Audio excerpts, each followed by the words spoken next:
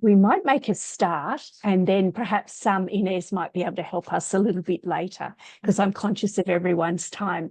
Welcome, everyone, to our very exciting session today, where we're going to yarn with Professor Aunty Sue Stanton, who's a Kungarakan elder and traditional owner, and also an ITRC adjunct professor.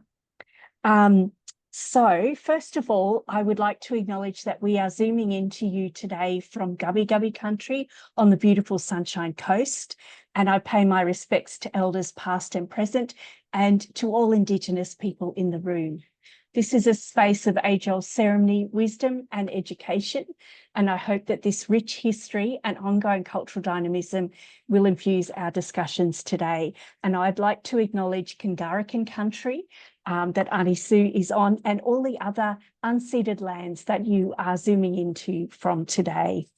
So what we're going to do is a kind of conversational style yarn where Aunty Sue and I have worked out a number of interview questions, and we're just going to yarn, and then we'll have a little bit of time at the end for questions, and we'll turn the recording off when we have questions. So just in case people have joined late, please note we are recording this session. So first of all, Aunty Sue, given the importance of country, can you tell us a little bit about Kungarakan Country and your role as elder, knowledge holder and traditional custodian? Thank you, Catherine. First, I'd like to my first duty today is to pay homage to my ancestors, my elders, and all Kungarakan people, especially as I'm here on Kungarakan Country at Laniuk, which is a special place, which I'll probably talk about a little bit later. And I also extend my acknowledgement, love, respect to all those Gabi country, especially their elders, ancestors, and all their living kin, and to all other First Nations people who may be tuned in today, and other people who are attending today. I just say welcome to you all. Kemek Nianga Jalangmara Kungarakan from beautiful Kungarakan Country in the Northern Territory. Now a little bit about Kungarakan Country. Well, of course, it's beautiful. We're not actually, we don't see ourselves as saltwater people, because we're not actually right on the coast. We're what we describe as inland rivers people. So we're just that little bit in from the coast, although our neighbours, our biggest neighbours are Larrakia people, which is the Darwin area, and they're right on the coast. And then, of course, there's other communities around us, but traditionally that's our friends, our kin, our neighbours. So we are not far from that country. But yes, as inland rivers people, and we share same ancestors and same symbols. And for Kungarakan, our principal ancestor is Lunduru, which is the saltwater crocodile. So we call that one Lunduru. And right where I am at Laniuk, because they're tidal rivers and tidal streams, that Lunduru, he comes into freshwater country as well. Well, anywhere where there's water. So, yeah, he's one of our principal, our most principal ancestor, Lunduru. And as you'll find with Larrakia and other saltwater people, they have this as their ancestor as well. So, as that indicates, we all have kinship and a lot of ties through those through that ancestor. But for me, especially here in Laniuk, around this part of the country, another very important ancestor for us is the Pubikmea, which is the mighty sea eagle that flies overhead. And you see quite a few of them as you go further out into an area that whitefellas call Litchfield Park. But Kungarakan, we note that as our spiritual home place. We call that place Kurunju. And that's where the Kungarakan spirit returns at the end, out to Kurunju. But of course, it's a national, what they call a national park, and they call it Litchfield. So in our countries, mostly we're called the paperbark people, paperbark swamps all through our country, and hence why we have things like crocodile and all that through there too, a lot of water, a lot of swampy country. And so paperbark people, we really, feel at home when we're near the paperbark swamps and the paperbark trees. We call that one pongatuda, and it's used for all sorts of purposes through our daily lives. Not so much now for building canoes and stuff, but we still use it. It's a very, very important piece of our ceremonies, especially when we hold chalak after somebody passes away. And even Kungarakan, if they attend another funeral or a death or something like that outside of country, they'll always leave paperbark behind. It's like for us, I guess, in a modern way, you'd think of it like a calling card. And like my wechi is like my great-grandmother or granny. She used to say, so that everyone would know Kungarakan been there. And I always remember that, asking why do we leave paperbark? And that was the reason for it. So and our country, of course, is abundant with all sorts of wildlife and good things to eat. Another significant story for Kungarakan and our country are the paperbark swamps, which grow all the water lilies, magnificent water lilies. To us, water lilies, we call it Mukananganak. And Mukananganak for us is the creation story. So a very powerful story, woman's story, birthing story. And there's a big, big story to that, which I probably can't tell you all about it today. But if you can imagine it, the water lily in the water with its big leaves and with its roots going down, and that story of creation comes from there up, and all the different how it reaches out and protects and sustains others. So yeah, Mukananganak is very very important to us. Of course, we've been colonised as well, so we get pushed out of our country just about every other day. We're not really recognised by the Northern Territory government and some other people, including some other Aboriginal people. We're sort of just, probably because we're not so great in numbers and we're so spread out as well. But you hear about the bigger clans or the bigger tribes or the more organised and more political people, I guess.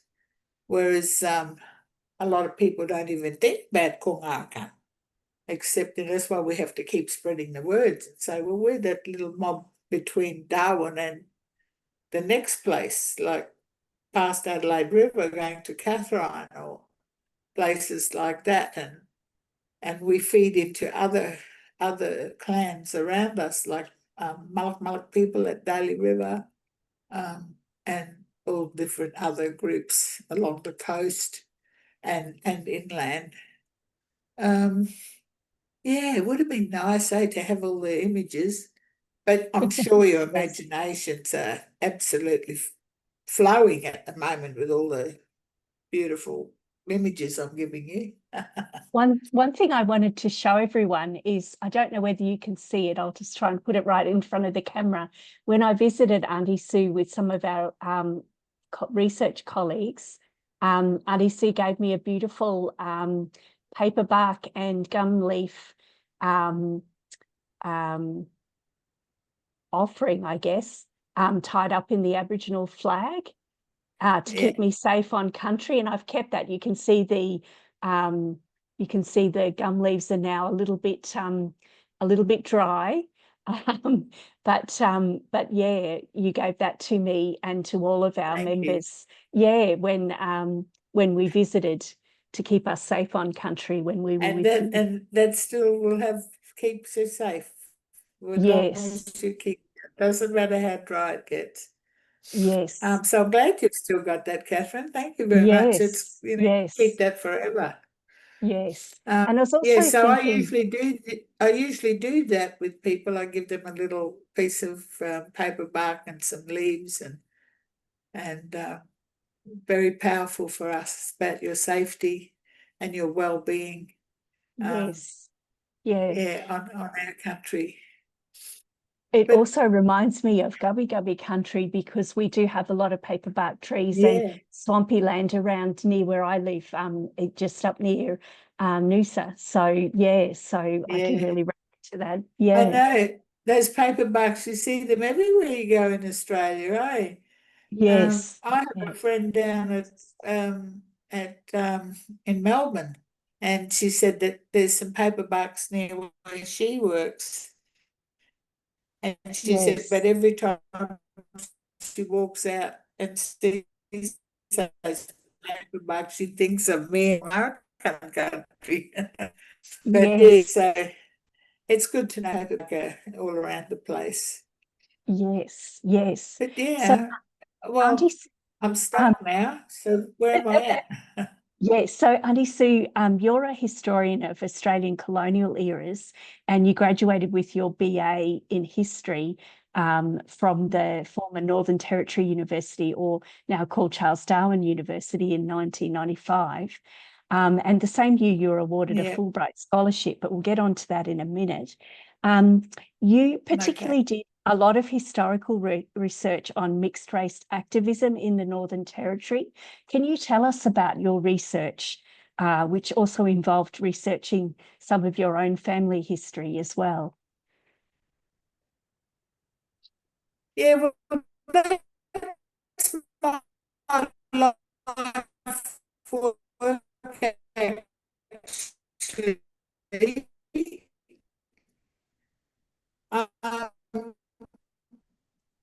And I'm jumping back here right now. I'm going to try and write more. That's it grew up how well, it's all in a frontier town, one of the racist places in Australia.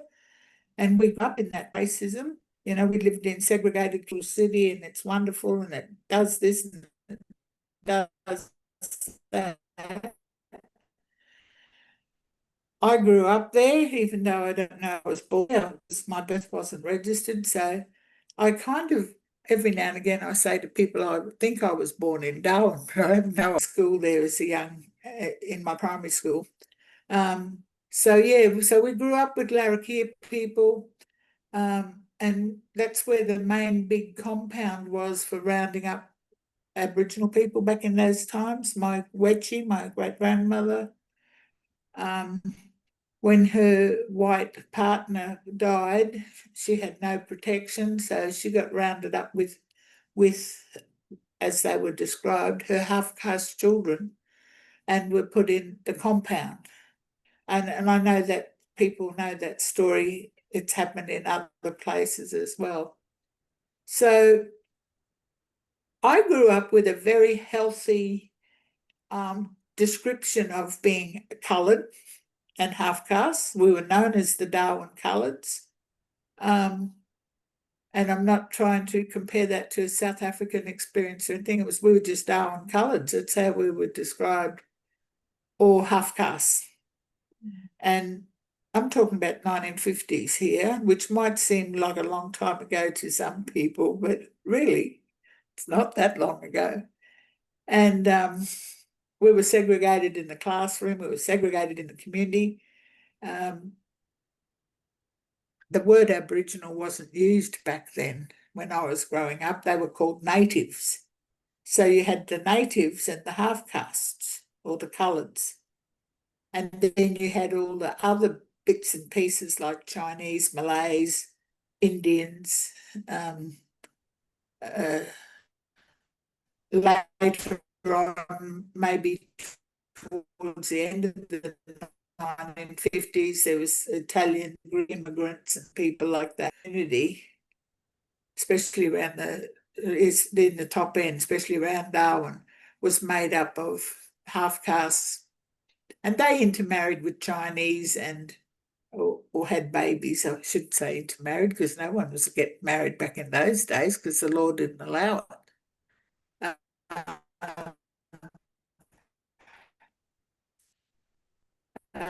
So, and of course, there was all sorts of legislation in place that forbade marriages between coloureds and white people. It happened to my own parents. They went off to get married in 1948. That's the year I was born. You know, my dad was this little smart white boy from Newcastle in New South Wales. And I suppose he thought, you know, things were the same as down there for him. So he went off to marry this nice little coloured girl. And he found out you can't do that unless because she's a ward of the state. So because she was coloured or half caste. So they had to get what they called, there's a word for it, it's gone out of my head, exemption. And you could do that. So that meant that in a way, the half-caste person had to forego their identity and say that they're going to be a good citizen and try their best to be a white person and all that stuff. And so they could marry this white man. Anyway, subsequently, my parents did get married and had a few more kids. But actually, I had an older brother that was already born. I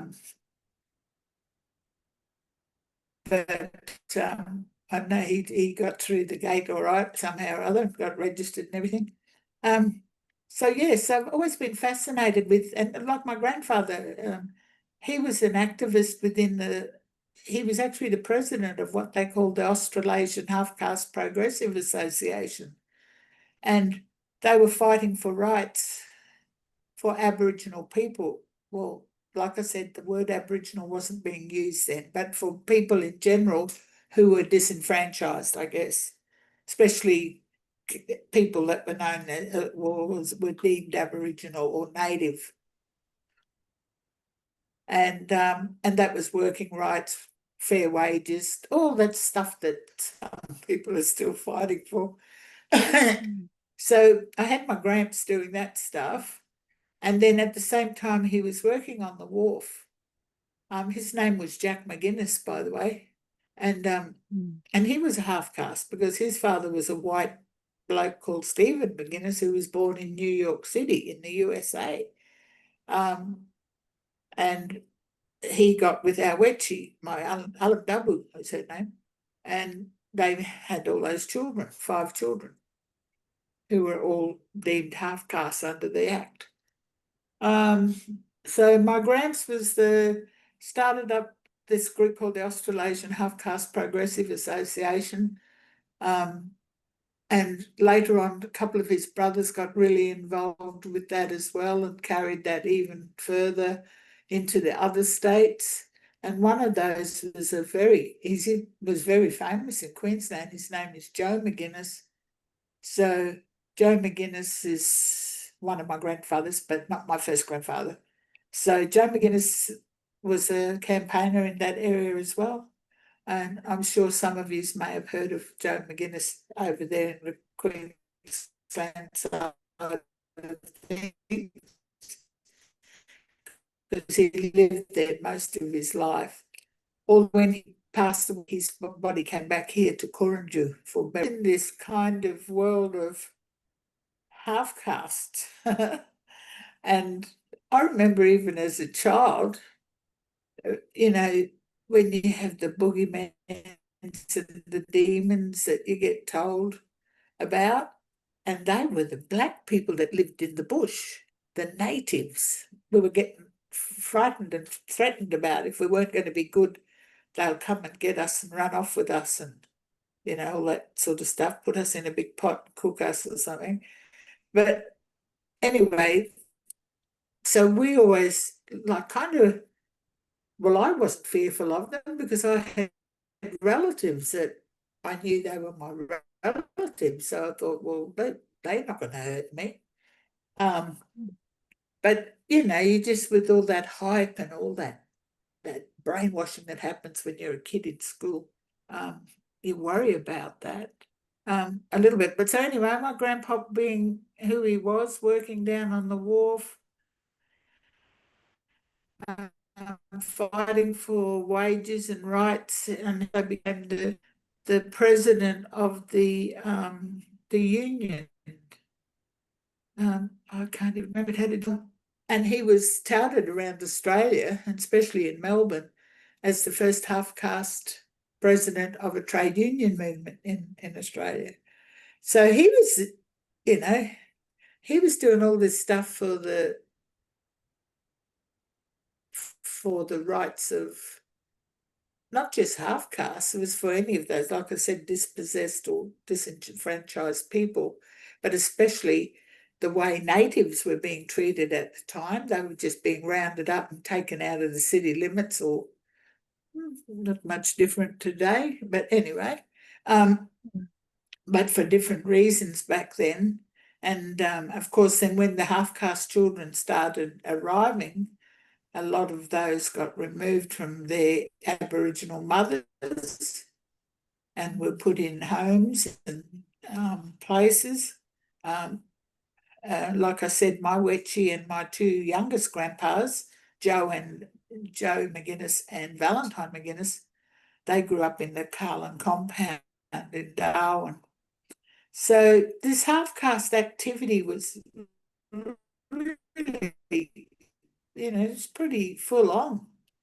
In the end, they got some semblance of rights over the time through the trade union mob.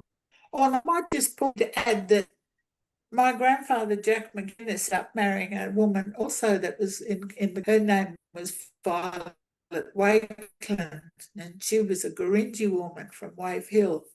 So Gurindji mob have their own history of fighting for rights and doing stuff like that. So I think it was a pretty powerful union. So, you know, you couldn't really go off track with those two being your grandparents and and getting involved in the stuff they did. And I was always fascinated by, you know, not so much why we were treated differently, but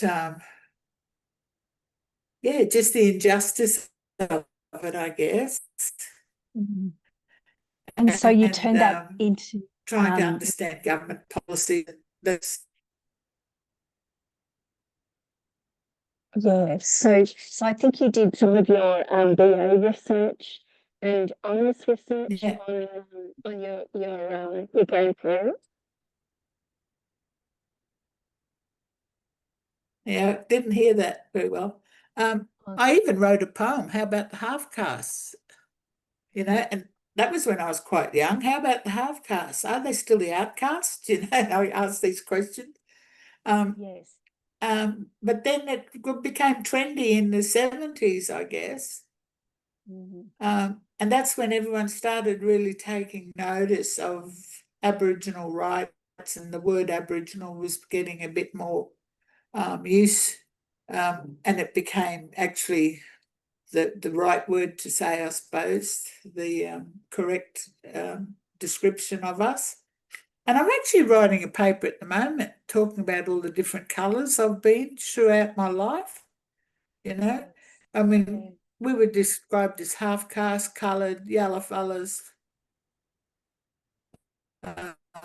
black fellas, white fellas. Like, oh, come on, make up your mind. So it was all these shades of different colours, but essentially, yeah. And I'm not saying we're different from Aboriginal. We are Aboriginal. So I'm not trying to make that distinction, but I'm just saying it created this other, what do you call it? This other, not a class, like a, yeah, I don't know how to describe it. But anyway, I'm still on that journey, and it is my life work. And I'm also fascinated with that in other countries. Yes. Uh,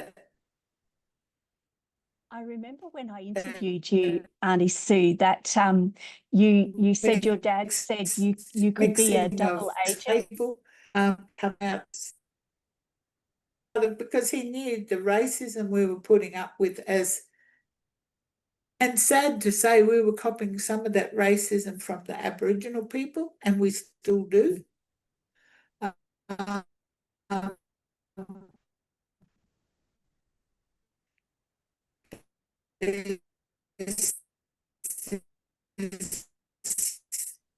certain people use that as we may not be as 100% as them as being Aboriginal. And I remember as a kid, going through some of this stuff. And I was one of those teenagers where everything bothered me. And I wanted an answer to everything right there and then. But I remember my dad saying, look, you've got the advantage of both worlds. You can be a double agent. And so I think I have spoken to you about that, Catherine. You have, yes, yes, And I practice that. I still practice being a double agent as much as I can. And it yes, works. It's a very yes, good strategy. yes, yeah, yeah.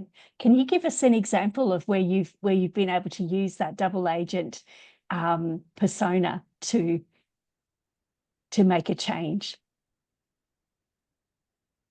Well, especially if you're, in those policy meetings or those high-level meetings where you're only hearing the experts talk, and I must say, we're talking about non-Aboriginal experts. Does anybody get offended if I say white? No, no, please say white. Yep. Yeah. I mean, Yep. the white experts.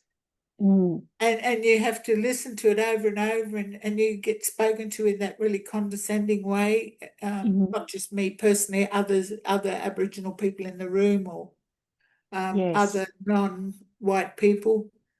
And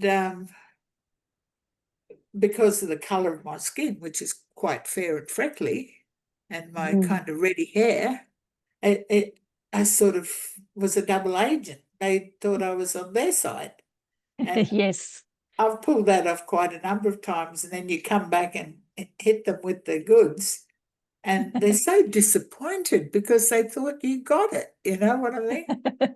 And Yes. and then Yes. you get a little lecture about what a disappointment you are. It's been a bit of fun. Yes. Yes. Yes. But And I write about it a lot too yes. in Yes. poetry. I like to write my poetry. But I think the surviving being the half caste and the coloured came out of my strength as being in Kungarakan, grounded on country, living on country, just having all that traditional stuff behind me. And even though I never grew up in my grandmother's country, Gurindji country, I've always had very strong ties to my grandmother's country. And we can maintain those ties and that history and our family relationships. And I think that's what's helped a lot of us survive the Yes. mix and the transitions and all the other bits that go with it. Yeah, absolutely. So you've had many fellowships and experiences. One of the first ones was a Minority Leadership Fellowship program in the US. Can you tell us more about that? Oh, man. Oh, in America. In America with Jesse Jackson. Yeah. Actually, I have to start in Australia because Yes. I was completing my bachelor's degree at NTU, and for some reason I signed up to do politics. And I thought, why have I done this? You know, like, and Yes. another unit I did was sociology, and I thought, why have I done that? But anyway, you know, you're just rounding off, completing your degrees, Yes. and I thought, oh, it might be helpful to have a little bit of politics behind me. But it was real white politics. You know, it was only about the foundation of Australia and their laws, and really, really, I know it's important, but to me it wasn't. I wasn't really that interested. I just knew that all that stuff had screwed my mob over. Anyway, and this gentleman came up from Canberra. His name was John Power, Professor John Power. And he was an older man, and he was looking for Aboriginal recruits to go and do this internship program in Canberra. And everyone sort of wasn't interested. But I put my hand up because at that time I was getting bored with the degree. I wanted to get out of Darwin just for a break, and I couldn't afford a holiday. So I signed up for this bloody internship program in Canberra, political internship program. So off I trotted to Canberra, and they said to me, who do you want to, who do you want to intern to? And I said, oh, somebody that's interested in human rights. And I'd kind of done my homework a little bit, and I chose Mark Reynolds, the senator for North Queensland. That her husband is Henry Reynolds, so there was this connection for me with my interest in history and Margaret Reynolds. And she was hardly there. She was very warm, I say.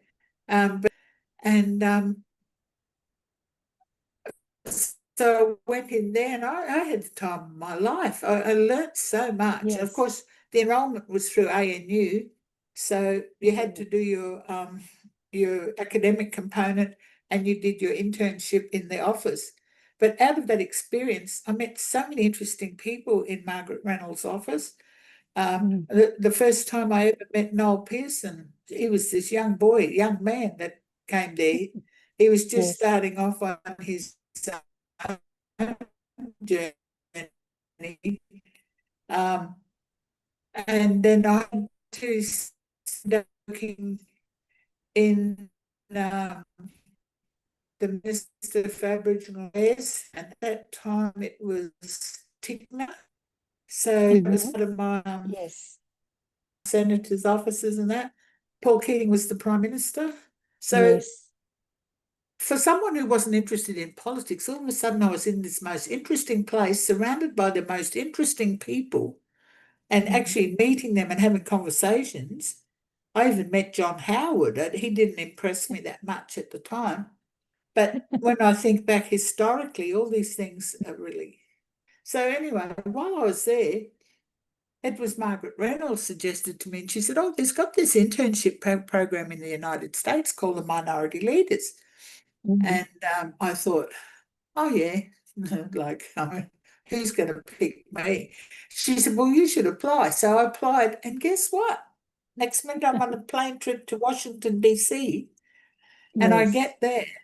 And same thing, he was saying, oh, who would you like to intern for? Well, Bill Clinton was the president at the time. And even though he had a bit of stories surrounding him and he was being a bit naughty, I thought, wow, I want to go and work in his office. But of course, that was out of the question. And everyone thought it was just crazy for me to even suggest that. But then there was Reverend Jesse Jackson. Well, it was actually called the National Rainbow Coalition. I was really interested in the programs that they were doing for inner city Black youth, like teaching and stuff like that. And then there was another group called the National Urban Coalition that were doing similar stuff, but more around policy. And it was all about black inner city youth, that most of these kids were abandoned. They were being raised by grandparents. Their parents were drug addicts and all sorts. I'm not saying all of them, I'm generalizing. But it was like pretty dire straight stuff. And I always do this comparison about our kids back home and what they're going through. It may not be the drugs and the living in the cities, but there were similar problems, no work, no money, the usual pattern. So I negotiated that I could spend half time in each office. So off I went to work for the National Urban Coalition. And in their office, they had a Brazilian chapter, these members from Brazil. And while I was there, the Minister for Sport and Recreation from Brazil, Sport and Education from Brazil came to visit at the Brazilian embassy, and I had to serve him lunch. And he was a famous soccer player called Pelé. Oh, wow. So, these are the things that happened to me.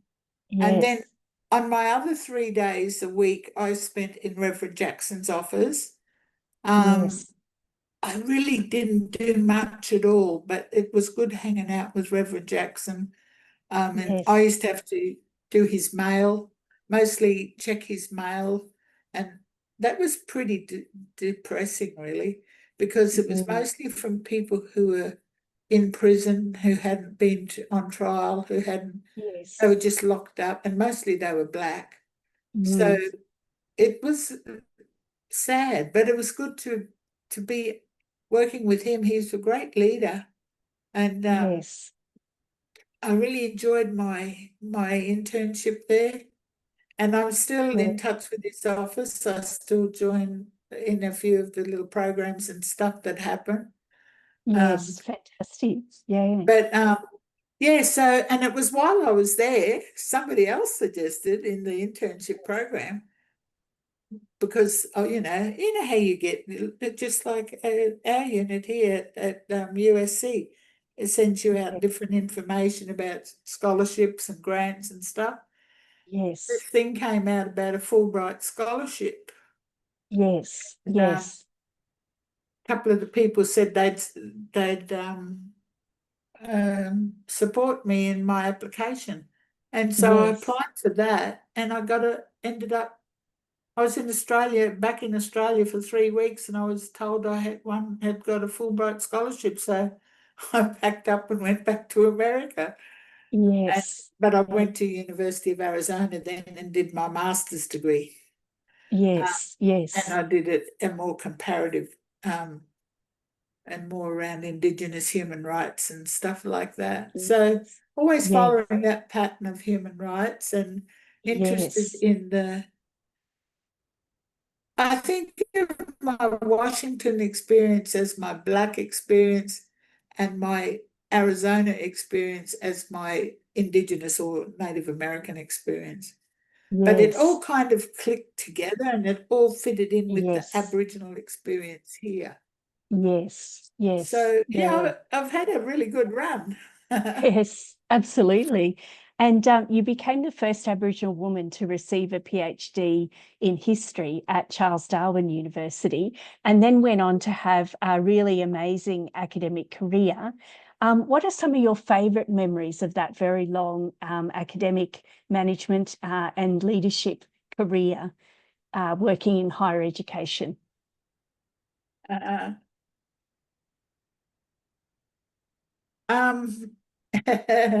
have to be careful here.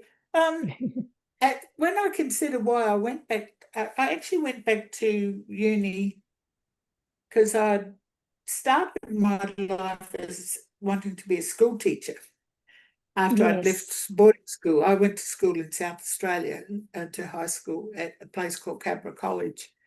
And I did 1 year teachers training. I think by then, because I'd been away for 5 years from home and to Northern Territory, and I started getting a bit homesick. So I pulled out and I came back to Northern Territory, and I became a public servant. Probably the Yes. best Yeah. training I had too. Some of the Yes. best training. Anyway, of course, both my parents were disappointed and all that. All sorts of things happen. Then you get married, and then you have babies, and you get busy. Yes. Yes. So by the time early 90s, my youngest daughter was just starting high school. And I Yes. thought, oh, well, I might go back and do some work, go back to uni. But I Yes. really just wanted to learn how to write properly so I could Yes. record those histories of my Yes. father at the Half Caste Association and stuff.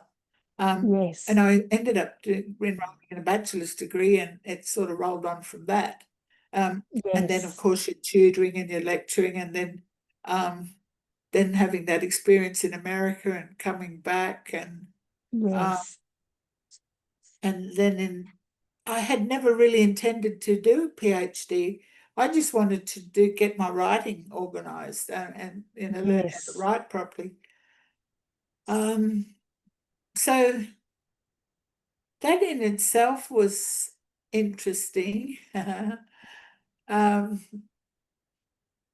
And so by the time I got around to doing a PhD, well, that Marcia Langton helped there, because when I was in Yes. America doing the master's degree, she contacted me and she was telling me about this new place she was setting up at the what was then CDU then. It was Mm. called the Centre for Cultural and Natural Resource Management, SYNCRM. Mhm. And it was I was fascinated because they were doing all sorts of interesting things all through Arnhem Land and the desert areas and everything. And those things have grown into huge things now. Mm.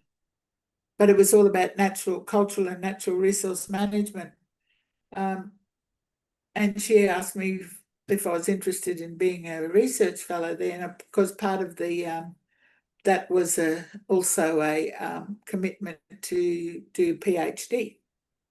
Mhm. And Yes. I thought, oh yeah, might as well complete the circle. Yes. Yeah. Um, but yeah, so that kind of grounded me into that way of thinking Mm. about doing the PhD. Um, and the PhD journey itself, I don't know why people make such a fuss about it. I used to hear people say they were pulling their hair out, they were Yes. going mad, and they were sitting up burning the midnight oil, and they were having nervous breakdowns. I didn't have any of that. I loved Yes. every second of it. I mean, yeah, Yes. you get tired and you get grumpy and some things don't work, but I loved Yeah. the idea of research. I Yes. loved it. I Mm. never ever, and I still am not disciplined enough though with my cutoff, like Yes. when you're looking for stuff and then you find something else interesting and you go down that rabbit hole and then Yes. spend Yes. 3 days there and you think, what am I doing? I'm supposed to be doing this other thing. But I loved it. And I just think it just comes down to more that time management stuff. Mm. Uh, Yes. and I wasn't good at time management. I'm a black fella that grew up in the bush running around and didn't think about time. Yes. Then all of a Yes. sudden it programmed into these bloody categories and you got to meet deadlines Yes. but yeah, I think it's just I really don't want it to be a burden for anyone. I want anyone who does that, go on that journey to really enjoy it and Yes. get great satisfaction out of it and feel that they've achieved something really good. And Yes. it was your hard work that got it there. Yes. You meet Yes. all sorts of really interesting people. Most of them Yes. are genuine that want to help you on that journey. Yes. And you learn so much. Even now that I'm I don't like the word retire, but Yes. you know, I think even now in my 70s, I Mm. look want to do it all again. I reckon I could restart myself, you know. Yes, yes, yeah, I yeah, could do another PhD. But yeah, I know I'm trying to make it sound like it's really easy. It's not, it's tough. no, But yeah, but enjoyable. I think, Yeah, yeah, and yeah, you got to make a lot of sacrifices. I mean, I started out as a single mother with a couple of kids still at home, and you know, sometimes yes, you have other people have different other challenges in the way. You know? But I fell yes, in love with, I guess, the whole academic thing. I yes, believed in the institution. I believed in yes, scholarship. I don't think yes, it's like that anymore. It, yes, I think yes, that's a sad thing that I do regret that I might have yes, been I might have been at the very end of that period of the mm, great scholars and the reasons. Uh, I feel bad saying this because it's not all corporate, Nat, but it mostly is. You know, yes, I think yes, yeah, it's like even in my last 5 or 6 years, it's yes, just been admin and yes, yes, governance. You know, it yes, wasn't yeah, about scholarship. Yeah. yes, You, yes, you yeah, used to, you celebrate when you get invited to a really good conference and you hear some great speakers and that, but you're not doing that yes, every day anymore. yes, yeah, and not getting to think and talk Yeah, about ideas. Yeah, yeah, because exactly. you kind of fall in love with ideas, don't you? And how they connect Yes. and you know, making unusual connections between items or ideas that hadn't been connected before. Yes, yeah, And you know what I really love out of it all? yes, Was yes, when you find out new information or new knowledge and you yes, go, oh my God, I yes, am 76 years old and I'm finding this out for the first time in my life. But yes, it's a yes, thing to celebrate. It's like, yes, yeah, I yes, don't know. So I still get absolutely. excited about that knowledge journey, you know? Yes, Yeah, yes, it's yes. fabulous. It's something that doesn't stop, does it? Yeah. No. And And I really hope people have that, you know, that same kind of journey as I did because I loved it, every minute of it, yes, yeah. And even you're the bad also, bits. yes, yes, exactly. Well, it teaches you something, doesn't it? Yeah, You're exactly. also running in the mayoral elections for the Litchfield Oh, electorate. So your ongoing activism continues, doesn't it, to this day, and your protection of country. Yes, well, that's because I've always been community minded. And I think I got that from Jack yes, McGuinness, my grandfather. You know, we're yes. always looking out for community. And whether Mm, it's Aboriginal community or a mixed community, it's this community. yes, It's a yes. people that is surrounded by. But I got to tell you, my mayoral journey has come to an end. Oh, has it? Oh, And this is one thing, but I did get 550 votes, which awesome. I'm very Yes, impressed with. yes, And absolutely. but it was really funny because it almost could have been what they call a donkey vote because my name was just first on all the ballot cards. And I've Yes. actually had people say to me, well, your name was first, so I just ticked the box. And I thought, oh, that was good. That was clever. I don't know who organised Yes. it, the Electoral Commission Yes. or someone, but anyway, it Yes. was but I must say this, that's one experience I never want to do again. Yes. And it Yes. was really weird because the minute I Yes. submitted my nomination, I just Yes. thought, why have I done that? Yes. And Yeah. it's nasty. It's nasty space. It's Mm. nastier than academia, if that's possible. Mm. I mean, Yes. Yeah. academia can be pretty rough, Yes. but Yeah. local government and, and Even where more I live, so. Yes. even Yeah. though I live on my country, Kungarakan Mm. Country, we're not recognised Yes. by the majority of non-Aboriginal people. Yes. Yeah. And I made a deliberate, and I'll share this with everyone. I made a Yes. Yeah. deliberate decision not to put that I was Aboriginal or that I was a traditional owner because of Yes. the climate of the people in this region. They're Yes. the Yes. most racist, the most Yes. vile, some of them, Mm. people you'll come across. Yes. Yeah. Um, That's sad. I mean, I Yeah. know that happens in other zones too, but the Northern Territory is a pretty Yes. rough place when it comes to that. And Yes. especially where I Yes. live. And I Yes. did have some flack from some of my Aboriginal friends and family that said, why Yes. didn't you, what, were you too ashamed to say you're Aboriginal? I said, no way. Yeah. I was trying to protect my family. Yes. Um, Yes. Yeah. 'cause- Absolutely. and it became just hearing some of the talk, how people were talking, was Mm. pretty scary. It Yes. reminded Yeah. me a bit of what happened in America just recently with that young man getting shot. I mean, I've had that Mm. experience in America Yes. too, with that radical mob, Yes. that mob that was, Yes. before Donald Trump came on the scene, nice to hear that sort of talk Mm. over there. But Yes. yeah, so Yeah. thanks for that, for the mayoral stuff, but Yes. I Yeah. was really relieved I didn't get Relieved. there. Yes. Yes. And just to end up, But it what was a bit of advice would, fun. yes, yeah. What advice would you give to First Nations researchers working, for Indigenous research? Now, I don't know how to answer that because in the beginning for me it was really tough. Yes. You're the kind of odd one out. Yes. And I felt like I was brushed aside a fair bit. Mm. And even though I acknowledged it myself that I was only the new kid on the block, and Yes. and especially when we worked with Marcia at Synchron, Mm. not not Marcia so much, she was really good. Yes. Um, Yeah. I learned so much of her. It was amazing.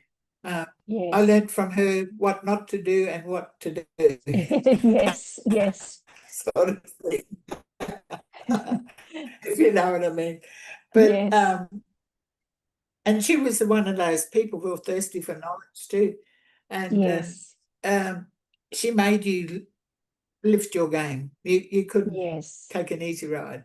But Yes. it was working with other people around that. Like we had Yes. people who were doing environmental stuff. Well, that wasn't my field, but that doesn't Mm. mean I didn't know about it. But you were treated Yes. like, well, what would you know? Like people would say, Yes. I've been dealing with crocodiles and turtles for 20 years. I've got a PhD in turtle management or something.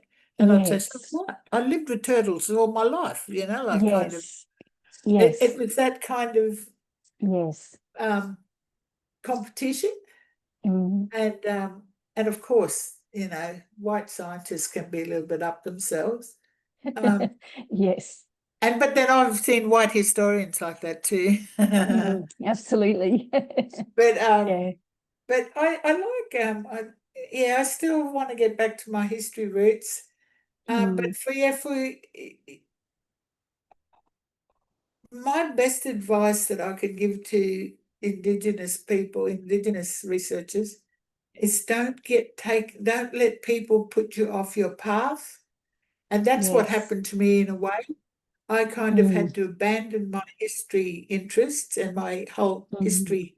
The whole thing that I wanted to do was just do history. And you Mm. end up doing all these other things. Yes. You Yeah. start talking about culture and you start talking about something else. I think, no, I'm interested in history. Yes. So Yes. you kind of get blown off track a bit. Yes. And it's Yes. probably because you're influenced by the group you're working with or the industry you're in or whatever happens. Yes. But Yes. yeah, I Yeah. think, and I don't know how Yes. hard that is to fight, but when you're a lonely researcher in a group, Yes. you kind of, you have to learn how to dig your heels in a little bit. And I was very yes, annoying. I'd say to people, yes, but historically, you know, yes, we always do. And if you studied history, and I yes, still tend yes, to do that even in my everyday dealings with anything. I yeah, say, well, if you knew history, you'd know that this happened or that happened, and this is a yes, consequence of it all. yes, So I'm yes, still, yeah. I yeah. don't know if that answered the question, Yeah, but I think so. And one last question. I'm conscious of the time, but we did start a bit late, so I'm you know, calling on the indulgence of everyone. okay. Just one last question. What advice would you have for people like me, non-Indigenous researchers working in this space? Oh, just in this space, but Yeah, not or on on any particular. Indigenous research. Yeah. I don't really have an opinion about that.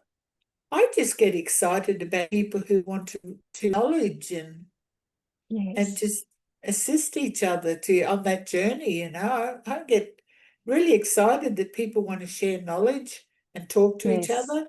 Yes. Um, Yeah. and that's my name, Challengmara. I am Yes. Challengmara of the Kungarakan. Challengmara, my primary role is to share information. I had Yes. that Yes. pushed into my head from a very young age that if you've got knowledge, you must Yes. share it. So I think Yes. that's the same way about any of us in this mix. And we should do it, Yes. without being competitive, to do it, with good spirit. Yeah. Yes, absolutely. Yeah. So I might just turn the video off now, please, Inez, and just see if there's one or two questions. So